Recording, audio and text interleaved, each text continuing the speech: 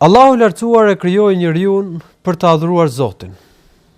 Zemra e njeriu është krijuar për të adhuruar Allahun subhanahu wa taala. Nëse zemra e njeriu adhuron diçka tjetër veç Allahut, nëse zemra e njeriu ka një synim tjetër veç Allahut të lartësuar, kjo bën që zemra të mos jetë në funksionin e saj të duhur, e përpasoj të përdhoset, të korruptohet, të prishet. Është njësoj si për shembull ora.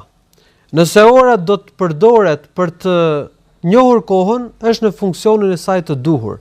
Ndërsa nëse ora do të përdoret për shembull si çekan, do të prishet. Po kështu dhe zemra. Zemra është krijuar me prirje që t'i kushtohet Zotit, të adhurojë Allahun, që synimi i saj të jetë Allahu i lartësuar. Dhe nëse zemra shmanget nga ky synim madhor, ajo do të privohet nga kënaqësia.